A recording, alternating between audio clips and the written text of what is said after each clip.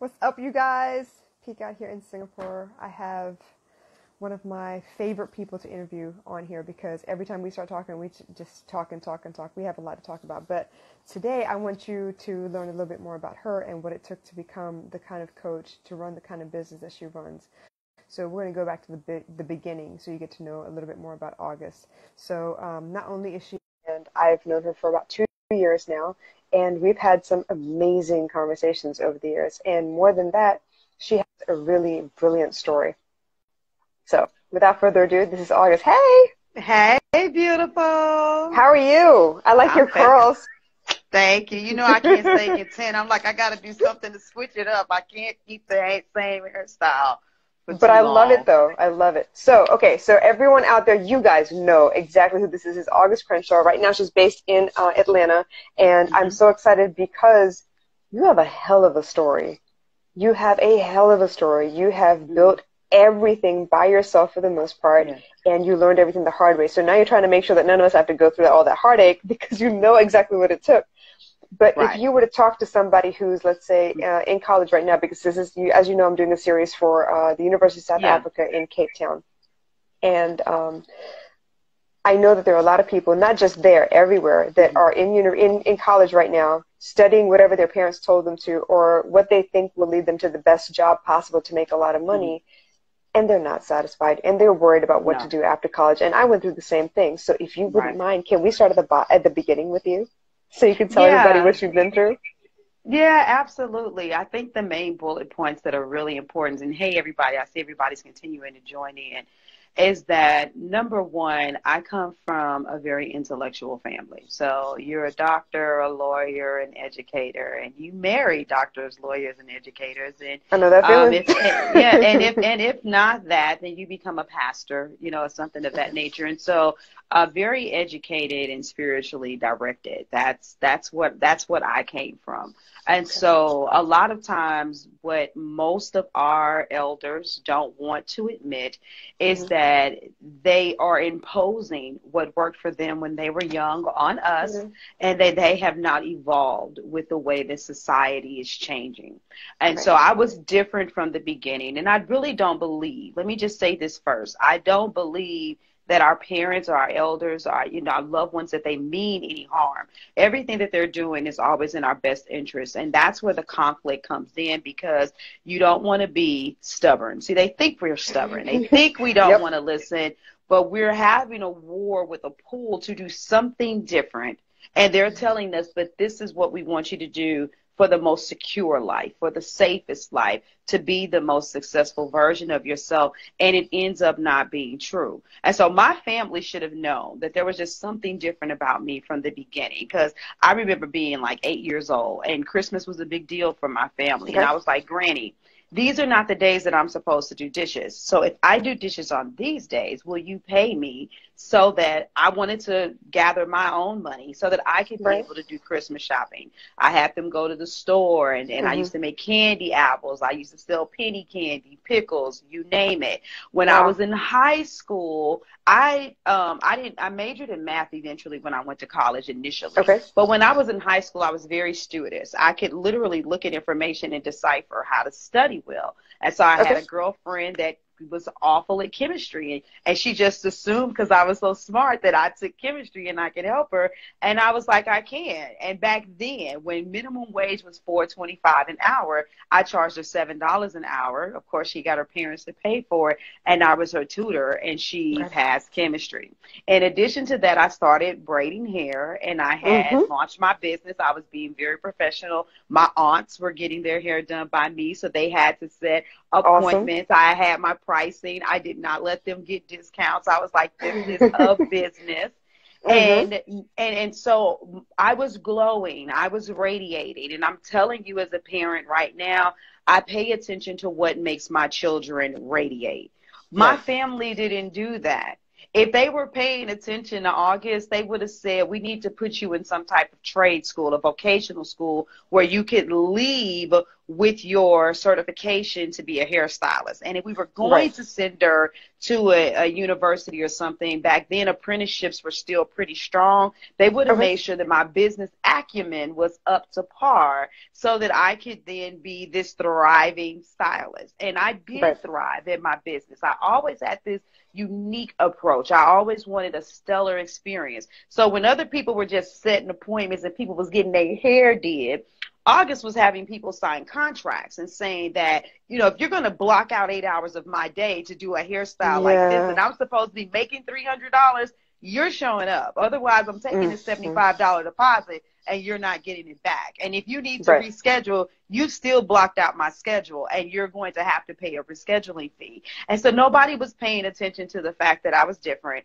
And so even though I was operating as an entrepreneur the entire time, I Mm-hmm. fought that war. And so I would go to college, I get good grades, and then I kind of started, you know, slacking off. So I was like, oh, I better hurry up and withdraw and get out of here. So I went, and initially I was majoring in math. I stayed gone for a few years, and then I went back and I was like, okay, let me go ahead and do what my family said. Let me do the political science thing. Ultimately, after going back and forth, most people don't know that I went back to school 3 times before I I didn't know finally that. went back in my adulthood, in my 30s, and got my degree in business administration, because I finally said, if I'm going to go to school, if I'm going to get a degree, I'm Mm-hmm. going to get something that's going to benefit whatever it is that I'm creating. And that was Right. prior to me becoming a business coach. And so a lot of times when we think success, when we think entrepreneurship, we think sleeping in a trash can, a bum had to, you know, come from the bottom. Now we're here. Here. But honestly, your story doesn't have to be a horror story. For most of you, it's just a Yeah. story of confusion. It's the Yes. story Exactly. of not knowing which direction to go and which path to take. But we do live in a society now, and I'm 43 years old, and so that means that I had to make some adjustments that most of you younger people don't have to make an adjustment to, and that's understanding the power of social media, understanding that you have the ability to touch a marketplace that truly is global. When I built my business a long time ago, it was local.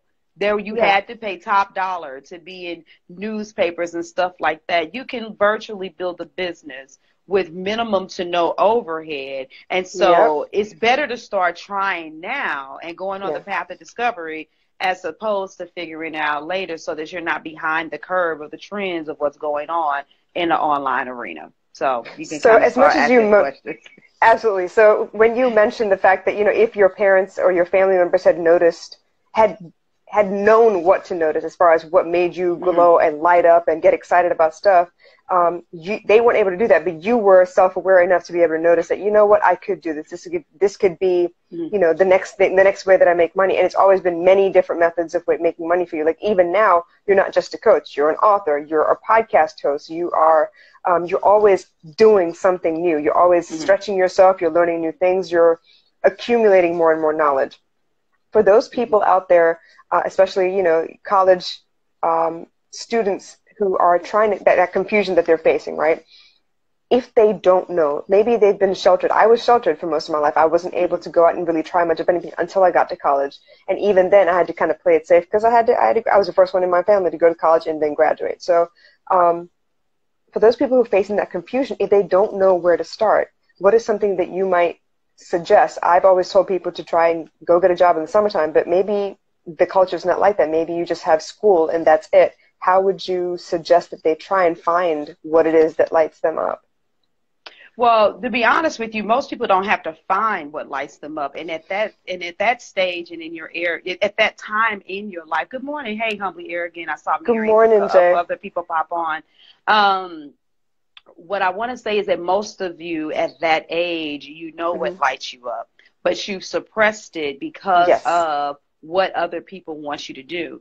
The Mm-hmm. issue is that what lights you up, most of the time, our older family members, they don't see how it can actually be monetizable. They don't Right. understand that you can make money from it. And unfortunately, you probably don't understand how you can make money from it either. And so the first thing that I would say to somebody is to not follow a trend. I would say to go ahead and get out there while you're young and you're bold and your spirit is a little bit more resilient and can take a little bit more rejection. And you need to start fumbling around and playing with it and making sure you know what you like or love. And I'm going to give this example, and it would take somebody to be there to know that this actually happened. But maybe about 6 months ago, my daughter decided that she was going to have her a boyfriend, and she was not old enough, and I didn't know who this little boy was. And so when he came over to the house, I'm like, so you're my daughter's boyfriend? And he like, yes, ma'am. I said, no, you're not. You didn't get my permission. But anyway, after all the jokes, I was like, so what do you do?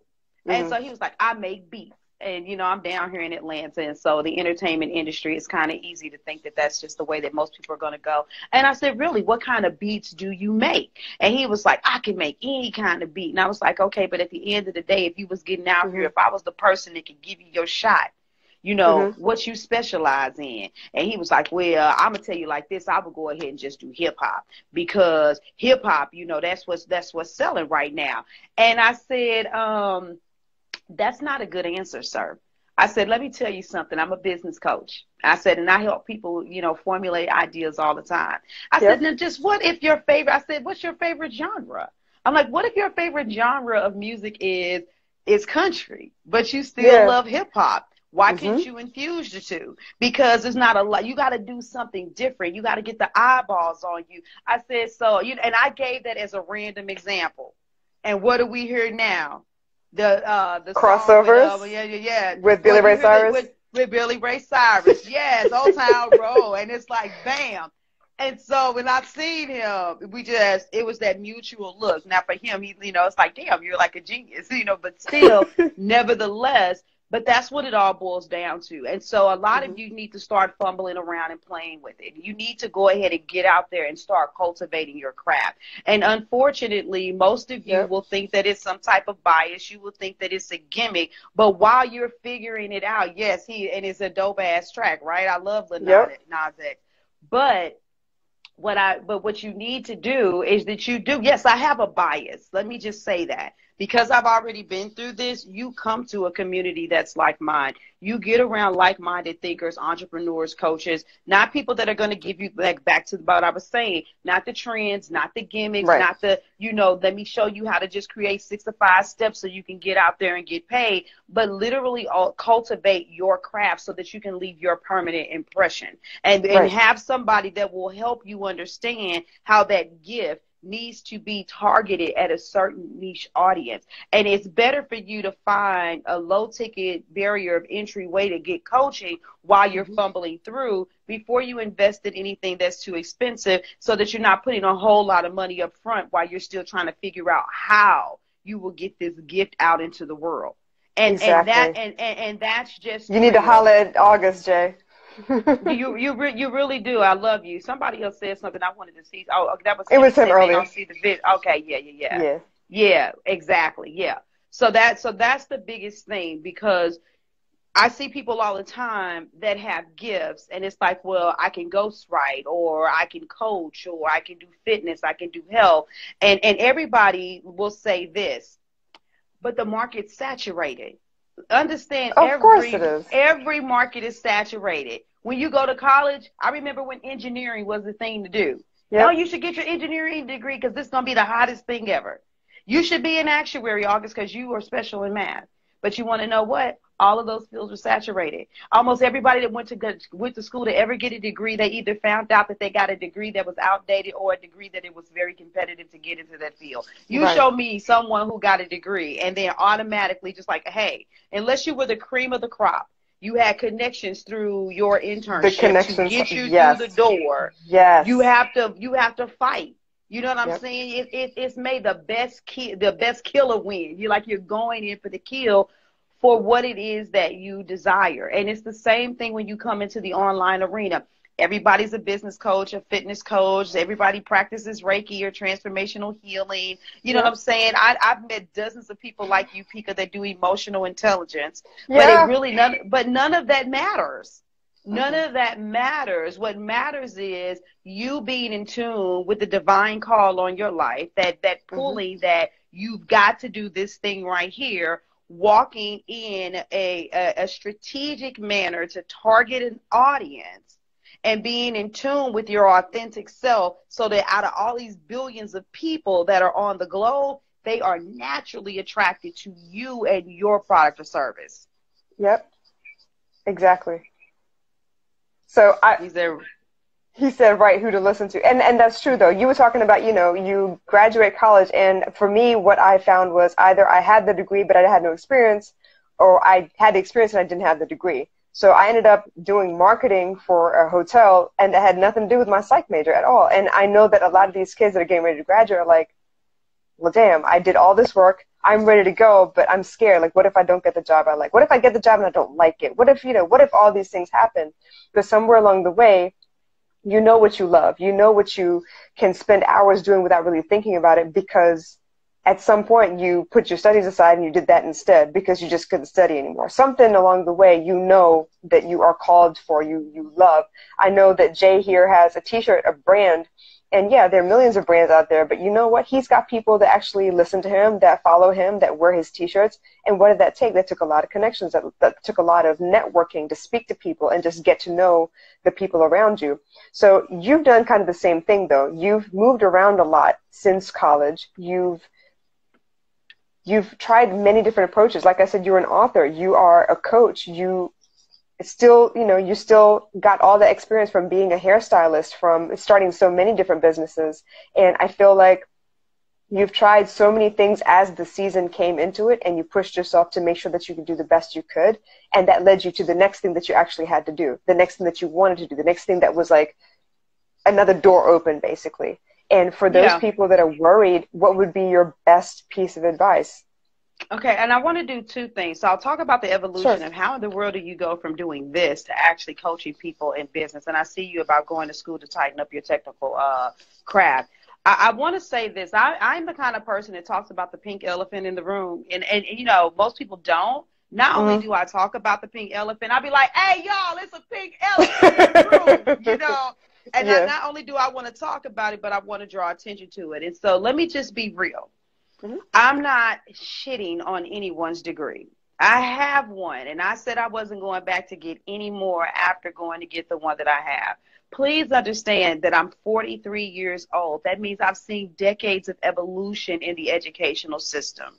Yep. When you used to go to college, there was a little bit more work involved in getting a degree. You really did have to study. You really did have to work hard. What a lot of you guys are not going to want to hear me say, wait a minute, babe. Okay, you guys, I'll give it to you in a minute. Remember, mommy's doing a live video. Close the door. I'll be out in a second. So, honestly, if you want to have real conversation with me, we got to say it the way it is. I went to Lindenwood University and participated in their evening program so that I could get my degree and take accelerated courses in the evening time because I was still doing hair. What I basically went through was hours of classes 2 or 3 days a week where somebody said, okay, out of all of these books, because there's no way in hell, hey, beautiful, that you're going to read all of these chapters, do all of this studying, and you got a job, and you got a husband, and you got kids, because it was tailor-made for young adults, working adults with children and are married. That's why these programs were created. And then the young people started catching on, and they started signing up for them too.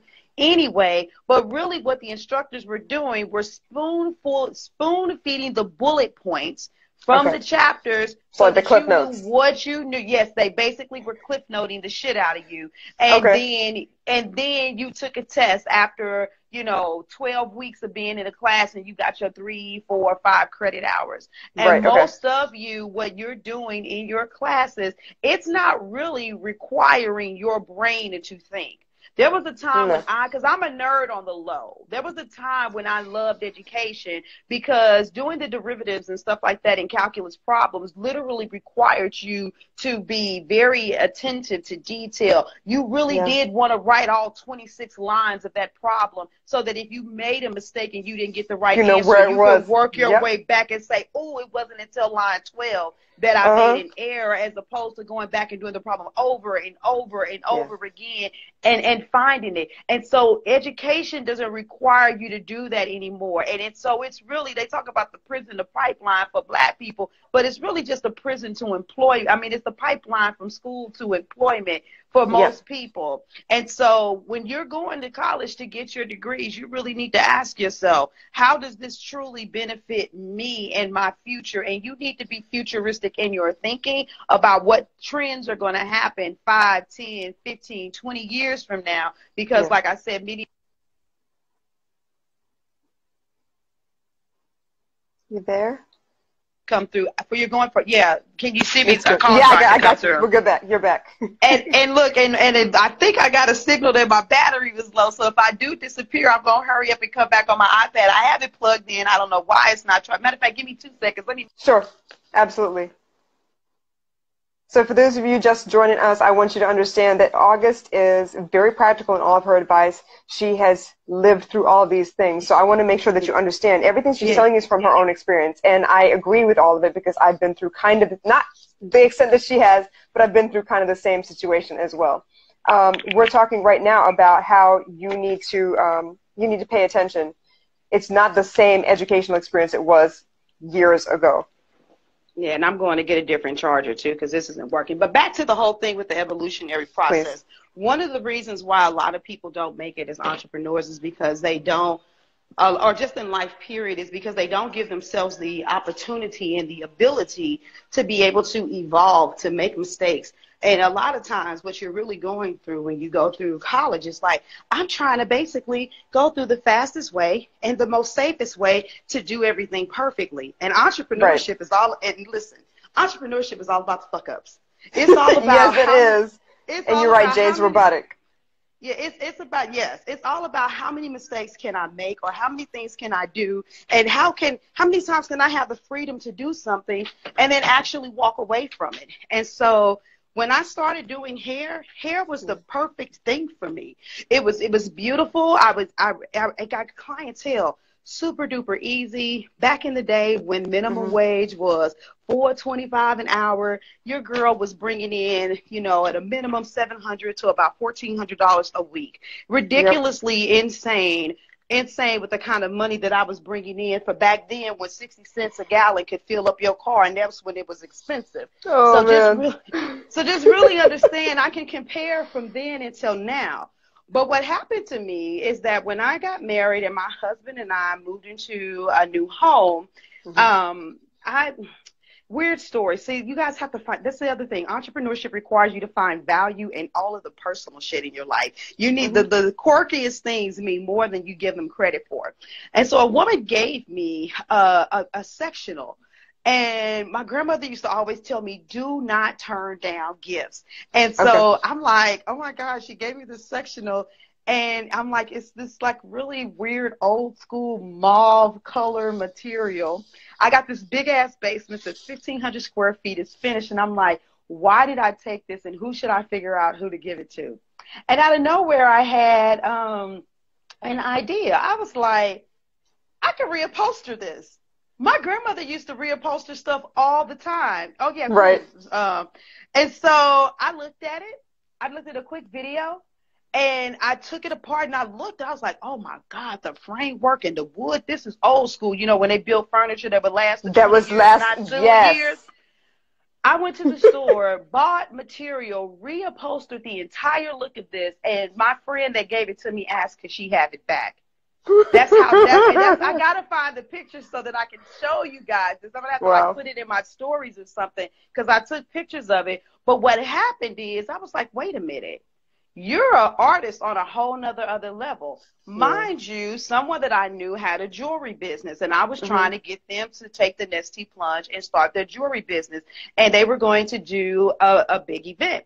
And so when they wanted to do their event, I was like, why don't you show me the way that you make jewelry? Because just to make sure that you have a broad, vast selection, because this was a family member, I was like, hey, me and my daughter, we can join in and we can help you. You know, it would maybe lesser caliber stuff, but you would get a percentage off the top because it's your event. But just, you know, covering our bases to get money. And then I started making jewelry that, no offense, that she's dope, but that was doper than what she was making. And I mean, I started taking over, and my clients, all of my clients were like, ooh, they getting their hair done, and I got my jewelry displayed in my salon, in my basement. They're buying jewelry, and they're placing custom orders, and I'm getting invited to go to shows with, you know, no fees, and I'm starting to make all of this money doing this, and I started feeling the crunch.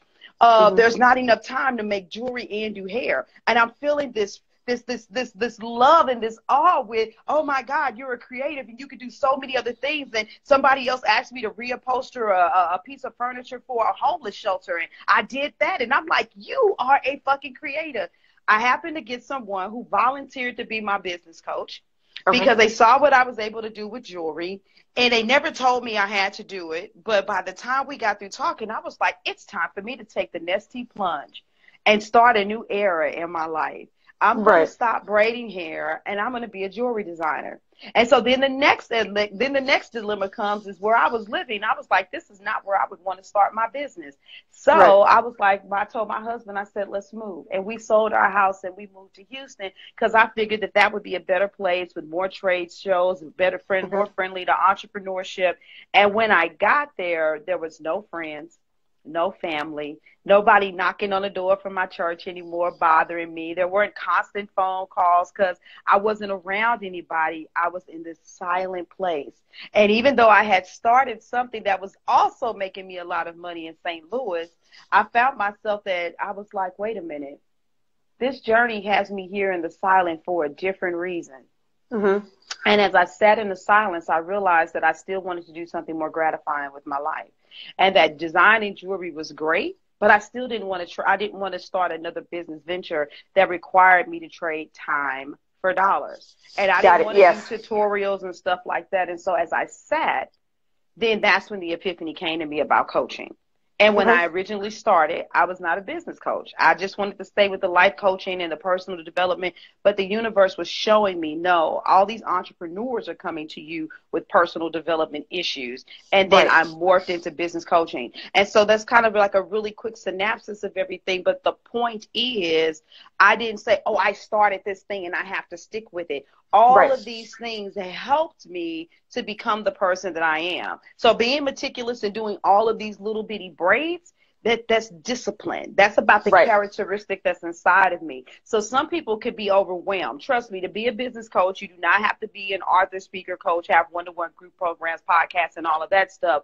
But because I'm meticulous, because I'm attention to detail, and because I'm very disciplinary, I can do a lot of things quickly and efficiently that other people may not be able to do. And because I'm all about dominating in my industry, loving on others and helping them dominate too, but I'm about dominating in my industry. I'm literally just saying I'm giving people no choice not to know who I am. You're going to see me on YouTube, iHeart, Google, iTunes, Spotify, Podchaser, Stitcher. You're going to find me on LinkedIn, Facebook, IG, my website. You're going to hear me on other people's podcasts.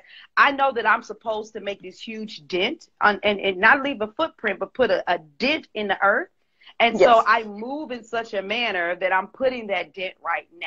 But all of this, to go back to the origination of your question, even as you begin this entrepreneurial journey, don't do it and restrict yourself and be like, oh, this is what I have to do and this is how I'm stuck. You're on a journey of self-discovery. I've learned so much about me that's priceless. That's what this is really all of. This is what this journey is really all about. And I'm really glad you talked to me about, you know, starting with hair and then evolving into jewelry and then evolving into just general life coaching and then finally to business coaching. It's the fact that you learned to listen to whatever was coming to you. You picked up on all those little, you know, those inspirations along the way, and you took it and you ran with it basically until like the next mile marker, and then you picked up the next thing and you ran with it to the next mile marker. And I need people to understand this. If you don't get anything else from this podcast, this interview here, I want you to understand you are meant to evolve. Don't shut yourself down. Don't tell yourself this story about how I am this and I'm only this. You are not. You are so many different things. And if any of these people that I've interviewed have told you anything, they've started with one thing and they've evolved. Maybe they still do that one thing, but they've added 2, 3, 4 things along the way. So I'm really glad you said all of that. I'm really glad you are expressing the fact that you learned a lot about yourself along the way, and you've tightened up the way you do things. You've tightened up the people you hang around. You've tightened up your processes and what you focus on. And along the way, you've kept some of those things, but they become like second nature to you. They don't take that long anymore. So you don't even think about it as like something you do. It's kind of like you get up in the morning, brush your teeth. You don't even think about brushing your teeth. It's just kind of what you do, right? So all of these things kind of fall into a pattern eventually. And I want everyone to know there is so much space out there for you to be all of who you are. Like August is showing us that she can be all of who she is all the time. Yeah. And I would add to it, you know, with the taking the steps in the doing and the evolving, you know, because you're young, you guys, you're young. When you listen to some of these people out here, the so-called gurus, all of them are trying to get you to understand how to have a 4-hour work week, how to only work two days out of the week, and to make all of this money. And you know what? Let me just explain. The most people that follow people like myself and Pika, you are one of those kind of people that you have a strong human connection. So whatever it is that you're put on the earth to do, you're not trying to figure out how you eliminate yourself from the process. Your passion is in being involved in the process. You want to be in the people. You want to feel the energy of the people, whether you're standing on stage and singing or talking, or whether you're talking in group program and coaching formats, is public speaking, whatever it is, you need the energy that comes from being involved with the people. You're not trying to figure out how to only automate. I'm not anti-automation. I'm very much automation, but you're into the process. But because there's so much noise out there, so many people are selling the dream as if the dream, and really what they're selling is money. If you can get all of this money, then you can live this life and you can have these things. And so if you're feeling current pressures right now, then when you have a dream, you can be tempted to jump on that bandwagon, and you'll waste a lot of money and you'll waste a lot of time. And see, I want you to think about this. You will go to school and you will go for 4 years just to get the bachelor's, and then some of you will go master's and PhD, and you will go all of those years just to get to one spot. You'll go for 4 years to get one job. You'll go to get your master's degree just to get the promotion or to be able to transfer to another company and get a higher pay.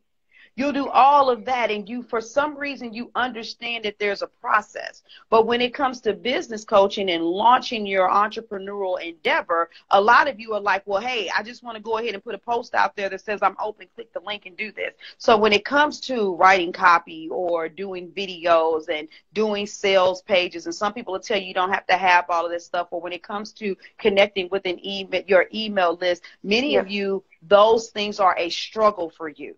To actually understand the psychological and emotional impact that needs to occur when you are promoting your business, it's difficult. And so unlike school, like I gave before, where someone is spoon feeding you, read these chapters, look at these highlighted, you know, vocabulary words, and here's your test.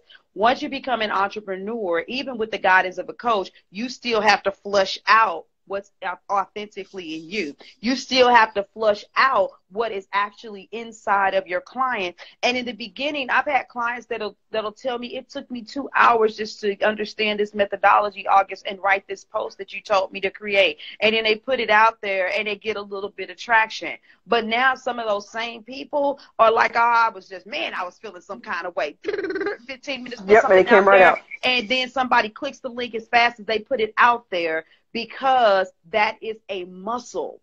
Entrepreneurship is full of different muscles. You have over 650 muscles in your body, and when you're an entrepreneur, you probably going to use all 650 of those muscles while you're at some point or another. Absolutely. While you're building your business. And so those that graduate with the weights and the reps are the ones that win. And so it may be a little difficult now, but if you want to find chiseled, sexy ass business, then that means that sometimes you're going to have to do the burpees. Sometimes you're going to have to do the push-ups. Sometimes you have to do the pull-ups, the sit-ups, whatever. You're going to have to do the podcast interviews, fill out multiple applications to finally find a speaking gig, understand how to promote yourself on social media, so establishing your brand, knowing when to do live video. You're going to have to do all of those things if you want to find chiseled business. And so you get it when you go to college, that you're going to do these things and that the return on the investment isn't until afterwards. And it's really not a return because many of you don't go to school for free. And if you do, most of you fuck up your scholarships and go back re-enroll and have to get loans. And when you get your job, you can't even afford to pay your student loans. But when you're an entrepreneur, you may invest with someone like myself to be your business coach, and there may not always be an immediate return on investment as far as money is concerned. But when you build your machine the way that you are, you actually can afford to get yourself out of debt. That's the beauty of entrepreneurship. Exactly. And you've mentioned the fact that, you work all these muscles, and some of those muscles are absolutely muscles that you don't want to work. Sometimes you figure out which muscles you want to work. You try one exercise, maybe that's not the exercise for you, and you try another one that works better, but you don't know until you try. And that's something you've been teaching us from the beginning. Try a little bit of everything. Get out there and do it at least. Do it once at least and see how it feels. And sometimes it's just getting the first one out the way that kind of makes way for, okay, I can do this. It's not so scary anymore. It's built it up in my head. It's not what I thought it was. So honestly speaking, go chase your dream. Go chase your curiosity. Do a little bit of everything. Try new things. Try new ways of posting. Maybe a blog is for you. Maybe it's not. Maybe, Instagram is your place. It's like that's where you want to be all the time, and it's easy for you. Maybe Facebook is better for you. For me, Instagram was a lot easier. I like the way that I can connect with Instagram. I'm learning how to do Facebook a little bit more. Before it was just, a way to keep in touch with my family, but with your guidance, I'm learning how I can connect a little bit more on Facebook as well, because you've been doing both Instagram and Facebook. So bottom line is try. Please try. Don't put yourself in a corner and tell yourself these stories about what you can and can't do. You don't know what you don't know until you try. And if you have someone in your corner like Auguste, who she's been there, she's done that. She has lived through all of it back before there was Facebook and Instagram, okay? And the fact that she's still using all these online platforms and using social media, even though there are some people that say you don't need a funnel and you don't need, to post online and you don't need a Facebook group. Try all of them. You never know what your game is. You don't know what your game is until you try it. And Avina says, the more we do, the more exposure, knowledge, and experience you get. And you know what? Avina just got a gig, TEDx in August. Yeah. So you never know what will come from it. Yeah, can I add something to that? And when you're doing it, the problem with most people is that you're just not strategic. You know what I'm saying? You're not strategic, when you're doing it, and you can't. Look, this is not the journey for the babies. It's not for the pansies. It's not for the punks. And so people that follow me usually will liken me to people that are more like Grant Cardone, Eric Thomas, Gary Vee. Even though I'm a woman, because I'm like this no nonsense person. I recently had a person in my group that was like, you don't know what I'm going through, but I'm like, look, entrepreneurship does not have an easy version for women. So no, I know you're going through some shit, but do I need to go ahead? It's not about checking nuts. It's not about finding who's got the biggest balls. Do we need to share stories? Do I need to tell you all the shit that I went through in the beginning of building my business in order for you to get the fact that it's not that I don't care about your situation, but your situation is not going to yield for you to build your business. And so for some of you, what you'll do is you'll be a baby. You'll whine, oh, I don't want to do a live video, or I don't want to do a Facebook group. And they said that they don't have a funnel. Like, use common sense. I read posts all the time on Facebook where the person's like, I just was so disgusted, and I was trying to build my business, and I did it all. I wrote books, and I podcasted, I did funnels and landing pages, and you don't have to do all of that stuff. Come and find out how to build your business with ease and without having to build a list or do any of those things, because I was about to quit on a business that I built for 20 years, but I turned everything around, and now I'm a 7-figure earner. Okay, so first of all, she's saying that she don't need a list, but in order to find out what the fuck it is that she knows, you got to click the link in order to get the video. So she still has a fucking funnel. They're like, it's amazing to me how people will literally lie in front of your face and tell you what you don't need. They'll tell you you don't need a list, but they're not just going. If that's the case, then just put the fucking webinar on Facebook for free and let it roll. And if a person wants to reach out to you, let them instant message you. But they're not going to do that because they're building their fucking list. And then listen. listen, you guys, there are always unique variables. There are always unique variables. I literally read this woman's copy that said that she was so frustrated that she almost gave up on a 20-year business and made it seem like now all of a sudden she's a 7-figure earner overnight. So you mean to tell me that all of those seeds that you sowed for 20 years didn't matter? That none of that can play where now your business finally exploded into this robust machine?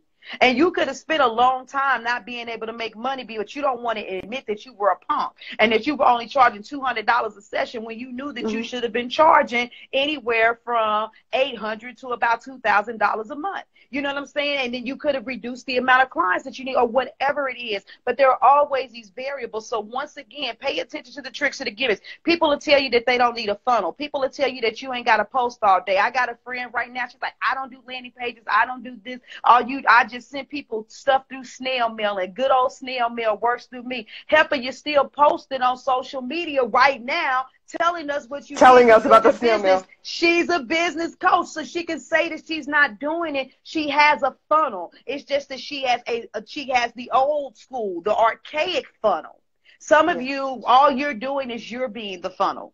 You're being the funnel, and you're not taking the people and sending them through Aweber, Infusionsoft, Mailer Lite, MailChimp. But you're also not even being responsible either. Since you're doing it archaic, can you please be like my archaic granddaddy and them and have a Rolodex? Make sure you write people's names, telephone numbers, and emails. It's a client roster. And so some of you people, the way that they're selling to you and polluting and perverting your dream is by always making it seem like there's this next big thing that they've discovered to make building a business easier. I love Jim Rohn. His mentor told him, you never wish things were easier. You just wish you were stronger. You know, it doesn't get easier. You get stronger. This journey, just as soon as you master one thing, then you have to master another. And so just really you don't think about for long. This. No, you don't. This is about evolution. It's about you. So bottom line, you guys. No, but I love it. This is why I invite you on all the time. This is why we talk once a week. Okay. So the point is, though, we're here to manage your expectations. You're in college. You're looking forward to getting a job. You're looking forward to enjoying your job for the next 30, 40 years. And maybe it's not with one company. Maybe it's across a couple of different companies. Maybe you pluck up the courage and you decide to go for your own. We're here to manage your expectations so you understand this is not an overnight thing. You're not going to put in 1 year of work and it's going to blow up. I mean, it may, but I'm not guaranteeing that because it's going to take some time. The biggest hurdle first is your mind. Can you handle the amount of pressure that's going to come from this? Can you imagine working 14, 15 hours a day just starting off until you get the hang of things? I mean, I know August works hard. And she probably did work 15, 20 hours a day before, but now she's gotten to a point where everything's like fast. She knows exactly how she's going to set everything up, and it's not that hard anymore. But it didn't happen overnight. She put in work every day. She has a podcast with, almost 300 episodes on it now? Yeah. 3 days a week. You think she did that like once in a blue moon and it suddenly added up to 300? She had to put in work. She had to strategically make sure that she was present and available and open about her journey every step of the way. We are... evolving. No, please go ahead. I know that look. Go ahead. I'm sorry. I want to share this, okay? And I don't know how long we're supposed to be on here or not. But it don't matter. I don't care. Guys, I did some things that were really radical and really crazy, and they're paying off in a major way. And so a lot of you, instead of thinking about the right now impact, you need to be thinking about two things: short term, long term. Long game is what allows entrepreneurs to hang in. But there are some things that I do like right now that people are like, oh, my God, you wrote all of those books, but why aren't you going for bestseller? See, I'm sowing seeds and I'm doing something different. But let me tell you this crazy thing that I did with my podcast, because I really want you guys to understand what it means to ride the wave of momentum. See, when I jump into something new, I don't like dip my toe in the water and be like, ooh, I'm going to try to record a podcast once a week, and if this works, then I'll do it. No, this girl right here, I did this summit called Real Women Don't Bitch, and I was like, man, this message just needs to get out to the world continuously. So I took the summit and I created a book. But while I was creating a book, I was simultaneously creating a podcast. And when I told, and first of all, a lot of you, You need to let your audience doing while you're in creation mode. You hear these people talk about how they pre-sale stuff all the time, but that's because they've learned how to master getting their audience excited about creating things that they desire anyway. My audience loves the sound of my voice. They love to hear me talk. And so what I decided to do is I decided to do something radical. I went from, oh yeah, I'm gonna launch the podcast. I did the, the checks. It's like, most people do at least once a week, but some people do 2 or 3 times a week. I came out the gate. I said, I'm down. I'm ready for everybody to succeed. The challenge of I want everybody to be champions. My podcast is coming, and I guarantee you that if you listen to my podcast for the first 90 days as a business coach every single day, I'm dropping a podcast, and you can change your business and your life. And y'all need to know that while I put this declaration out there because I had just transitioned, because Harvey had happened, I was staying in my mother-in-law's house. We were in transition to get ready to move down here to Atlanta. And when I tell you I beasted out 90 podcast episodes without fail, I put out a podcast episode every single day. I talked about mindset. I talked about sales. I talked about product and pricing structure, live videos. I talked about issues in your marriage with your branding, your graphics. I addressed everything that you could imagine concerning business. And you want to know why I did it? Because it's no longer 2006, 2007, 2008 when you launched a podcast and you were a rare seed and it was easier to get eyeballs on you. Every day, multiple somebodies are launching podcasts. And I'm going to make sure that all eyes are on me. So I'm all for the go hard or go home. Now, I have clients that, are in the process of starting a podcast. I'm not telling them they have to do what I did. But some of you, y'all young. I'm saying this because you guys are young. You got the muscle. You got to reprioritize. See, most of y'all want to play while you're young so you can, and you think you're going to rest later. No, you're going to be older. You're going to be working like a dog. You shift your focus and you get that shit out and you hustle and you grind while you grown so that you are a master of it when you're older, so you can do it with ease and you can chill and relax and enjoy life. So when you get an epiphany, that came to me out of nowhere. I wasn't like, what am I going to do to get eyeballs on my podcast? I was like, let me get out here. I was so in tune energetically with getting the podcast out of there that it came to me. I wasn't like, but I'm not going to be able to create content every day for 90 days. I'm not exactly sure how this is going to work. No. When you get into that place, it's like the spontaneous combustion of thoughts and ideas. You want to do something where you're like this. I'm like this every day, whether it's in my groups or it's on my main page, whether it's on IG, LinkedIn. I'm always visible somewhere every damn day because I got to. This shit oozes from me. That's the kind of feeling that you want from life. And if your degree will get you that, then that's do the kind that. of work you want to be doing. But if entrepreneurship and this path is what's going to get you there, then you do this. This how you want to feel every day. It's possible. It is absolutely possible. And the fact that you even challenge yourself to put 90 days up in a row, that's amazing, because I know plenty of people that will start a podcast or start any venture. And, they do it a little bit for a little while and somebody says something, and because they don't know when they're going to do that next episode or when they're going to put out that next post, they're like, those thoughts start creeping in. You're like, I don't feel like, but I don't think, and I'm not getting any traction, and you quit. Yep. But she got 90 episodes right out the gate. 3 months later, she had almost 100 episodes. Can you imagine that? She had content. She has something to go back to, which means she can recycle that stuff anytime she wants, and she has the track record. She's been doing this a long time, way before the podcast, all these experiences accumulated, and she is the beast that you see before you today. So managing your expectations when you come out of college. Yes, you are here for a reason. You are attracted to certain things for a reason. You hear things a certain way for a reason. Don't knock any of that stuff. Don't sit there and be scared either, because life happens whether you're ready for it or not. So this is not going to happen overnight. You're going to have to work at it. You're going to have to take pride in the skill set that you have. You're going to have to pick up new skills along the way to make what you have better, smarter, more efficient, whatever.